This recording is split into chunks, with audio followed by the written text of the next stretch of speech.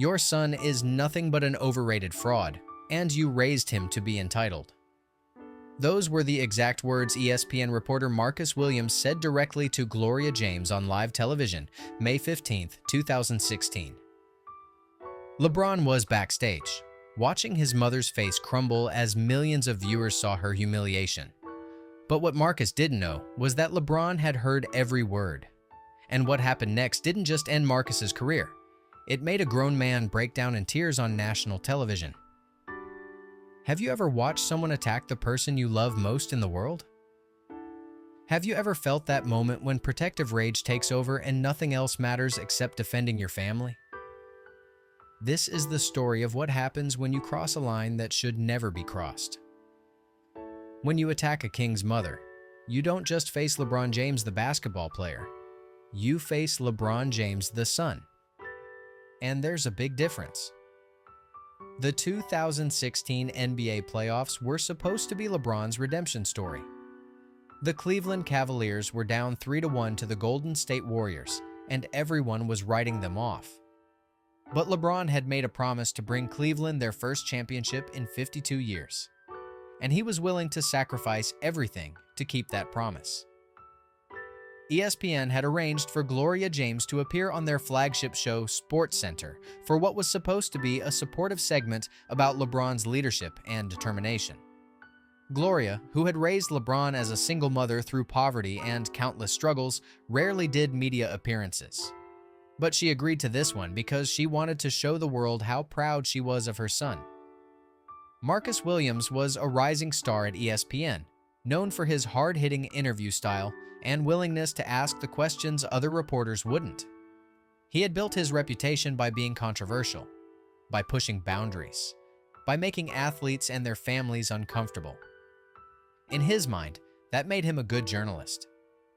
In reality, it was about to make him unemployed. What Williams didn't understand was that Gloria James wasn't just LeBron's mother.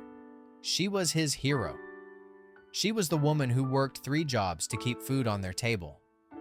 She was the one who walked miles to get LeBron to basketball practice when they couldn't afford a car. She was the one who believed in her son when nobody else would. The interview started normally enough. Williams asked Gloria about LeBron's leadership, about the pressure of the playoffs, about what it meant to potentially bring Cleveland a championship. Gloria answered with grace and pride, her voice full of love for her son. But Williams had an agenda. He had come prepared with a list of inflammatory questions designed to get a reaction, to create drama, to generate headlines. He wanted to make a name for himself by breaking down the mother of the most famous athlete in the world. As the cameras rolled and millions watched, Williams began his attack. He questioned LeBron's commitment to Cleveland. He suggested that LeBron was more concerned with his image than winning. He implied that LeBron was a choker who couldn't handle pressure. Gloria tried to defend her son politely, professionally. But Williams kept pushing, kept digging, kept attacking. And then he crossed the line that would change everything. The words came out of Marcus Williams' mouth like venom, calculated, and cruel. Let's be honest here, Mrs. James. Your son has been babied his entire career. He's never faced real adversity. You raised him to believe he deserves success without earning it. Isn't that the real problem with LeBron? Gloria's face went pale. Her hands began to tremble as she processed what had just been said to her on national television. This wasn't journalism. This was a personal attack designed to humiliate her in front of millions of people. Behind the backstage wall, LeBron James stood frozen, his entire body rigid with rage.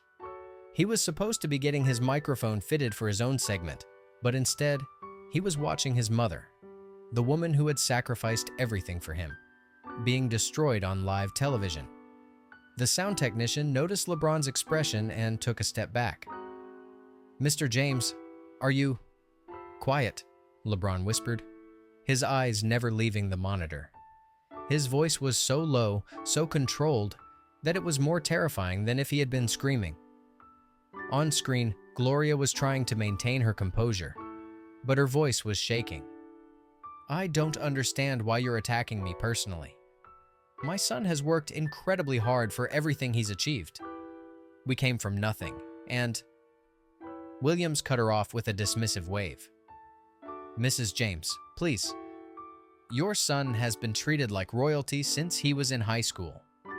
Private jets, million-dollar endorsements, everyone calling him the chosen one. How could that not create an entitled attitude? That's when LeBron heard the sound that would haunt him forever, his mother's voice breaking. LeBron is a good man, Gloria whispered, tears forming in her eyes. He's never forgotten where he came from. He takes care of everyone around him. I don't know why you're saying these horrible things. The studio audience was shifting uncomfortably in their seats. Camera operators were looking at each other with concern. Even the show's producer was frantically gesturing at Williams to change direction. But Williams was intoxicated by the drama he was creating. Mrs. James, maybe the problem is that you've never been able to see your son objectively. Maybe you've been enabling this behavior his entire life. Maybe that's why he can't handle pressure in big moments. LeBron's hands clenched into fists.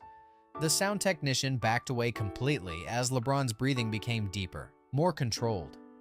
Anyone who knew basketball recognized this. It was the same breathing pattern LeBron used before taking over a game, before doing something legendary. The security guard stationed backstage noticed the change in LeBron's demeanor and reached for his radio. We might have a situation here, he whispered. But it was too late. LeBron was already moving, walking with terrifying purpose toward the studio doors.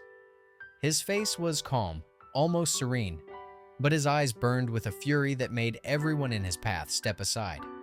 Sir, you can't go in there, a production assistant said nervously, stepping in front of the studio entrance.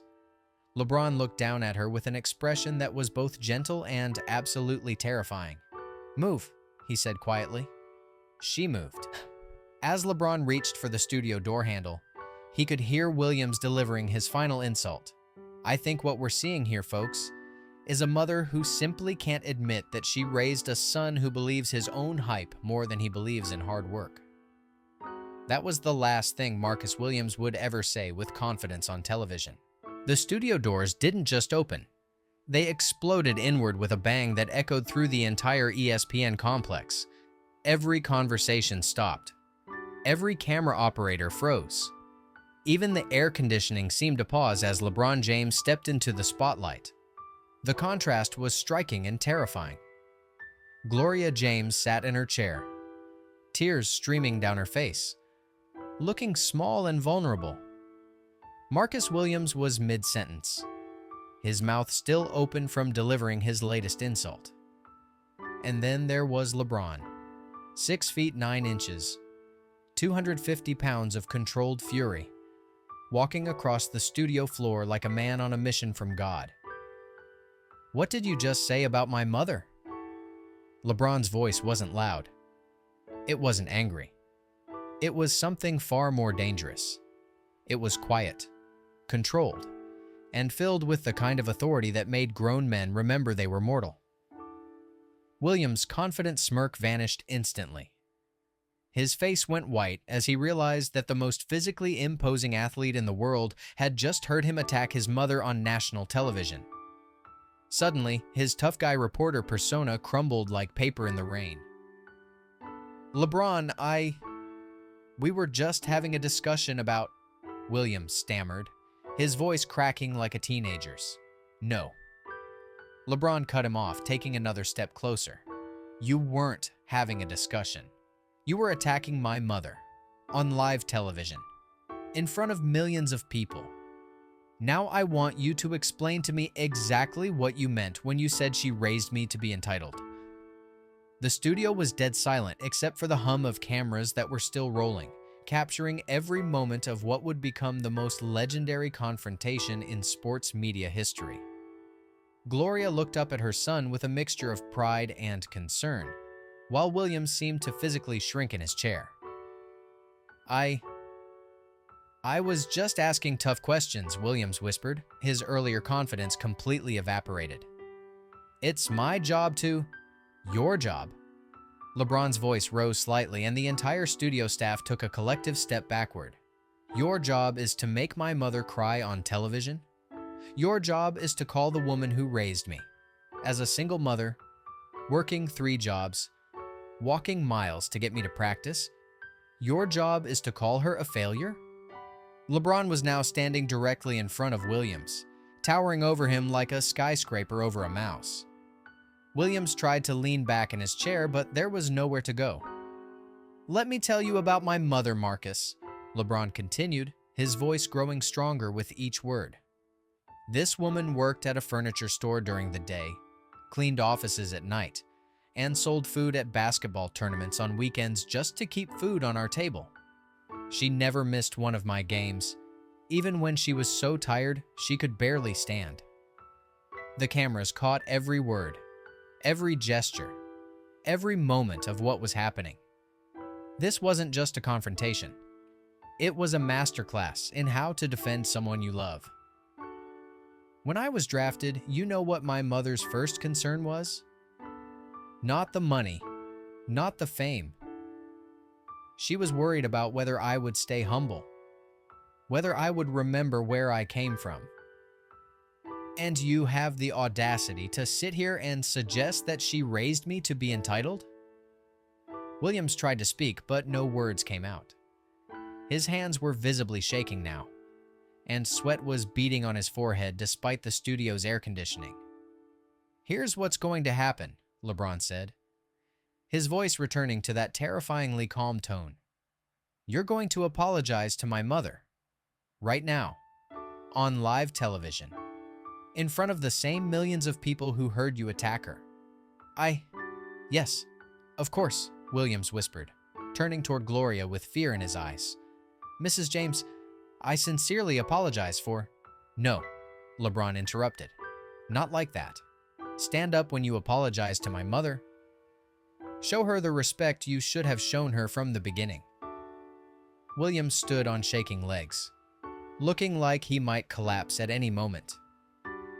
Mrs. James, I deeply apologize for my inappropriate comments. You clearly raised an incredible son, and I was completely wrong to suggest otherwise. But LeBron wasn't finished. Now, he said, his eyes never leaving Williams's face, I want you to apologize to your own mother. Because if you think it's acceptable to attack someone's mother on television, I can only imagine how you were raised. Call her, right now. The studio was in complete shock. No one had ever seen anything like this. Williams looked around desperately for help, but every ESPN employee was watching in stunned silence. I don't understand, Williams whispered. Call your mother, LeBron repeated, and apologize to her for becoming the kind of man who thinks it's acceptable to make someone else's mother cry for entertainment. That's when Marcus Williams finally broke down completely. Marcus Williams stood there shaking, staring at LeBron James with tears forming in his eyes. The man who had been so confident, so cruel just minutes earlier, was now trembling like a child who had been caught doing something terrible. Please, Williams whispered, his voice barely audible. I can't call my mother right now. Why not? LeBron asked, taking another step closer. Are you ashamed of what you've become? Are you embarrassed to let her hear how you treat other people's mothers? That's when Williams completely broke down.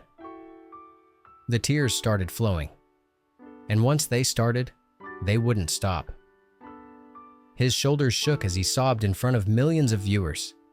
The tough guy reporter facade completely shattered. My mother, she died last year. Williams choked out between sobs. She died. And the last conversation we had was a fight. I never got to apologize to her. I never got to tell her I loved her. The studio went from tense to heartbroken in an instant. Even LeBron's expression softened slightly as he processed what he had just heard. But he wasn't finished making his point. Then you should understand better than anyone what it means to love your mother, LeBron said, his voice gentler but still firm. You should understand how precious that relationship is. So why would you try to destroy that for someone else? Williams collapsed back into his chair, his face in his hands, crying uncontrollably. The cameras kept rolling, capturing every moment of his complete breakdown. This wasn't just career suicide. This was a man confronting the worst parts of himself on national television. LeBron turned to his mother, who had been watching the entire confrontation with amazement. He knelt down beside her chair and took her hands in his. "Mom, I'm sorry you had to go through that," he said softly. "You didn't deserve any of those words. You're the strongest, most loving person I know, and I'm proud to be your son." Gloria James smiled through her tears, reaching up to touch her son's face. "I'm proud of you too, baby. Not for what you just did to him, but for who you are every single day." The moment between mother and son was so genuine, so pure, that it made Williams's breakdown even more devastating by comparison. Here was a man who had attacked a loving family relationship, and now he was confronting his own failure as a son. LeBron stood up and turned back to Williams, who was still sobbing in his chair. "Marcus, I want you to understand something. What you did tonight wasn't journalism. It wasn't tough questioning. It was cruelty. And cruelty always comes back to hurt the person who spreads it." He paused, looking directly into the camera. "To everyone watching at home, this is what happens when you attack someone's family. Not because I'm LeBron James, not because I'm famous, but because families are sacred. Mothers are sacred. And if you try to tear that down for entertainment, you'll have to answer for it." LeBron helped his mother stand up, putting his arm protectively around her shoulders. "We're leaving now. Marcus, I hope you get the help you need. And I hope you find a way to honor your mother's memory by becoming a better man." As they walked toward the exit, Williams called out desperately, "LeBron, wait. Please." LeBron stopped and turned around one final time. "I'm sorry," Williams said, his voice broken. "I'm so sorry. To both of you. I don't know why I said those things. I don't know what's wrong with me." LeBron studied Williams' face for a long moment. "The fact that you don't know what's wrong with you is exactly what's wrong with you," he said quietly. "Figure it out before you hurt anyone else." And with that, LeBron James walked out of the studio with his mother, leaving behind a broken reporter and a moment that would be replayed millions of times across the world. The aftermath was swift and devastating. Within 24 hours, Marcus Williams was fired from ESPN. The video of his breakdown went viral, generating over 50 million views in the first week. But more importantly, it sparked a conversation about respect, family, and the difference between tough journalism and cruel entertainment. Williams never worked in sports media again. He eventually sought therapy, got help for his anger issues, and now works with a nonprofit organization that helps people deal with grief and loss.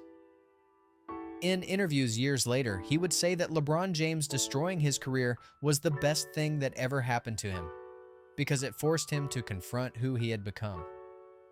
As for LeBron and Gloria, they went on to watch the Cavaliers complete the greatest comeback in NBA Finals history, winning Cleveland's first championship in 52 years.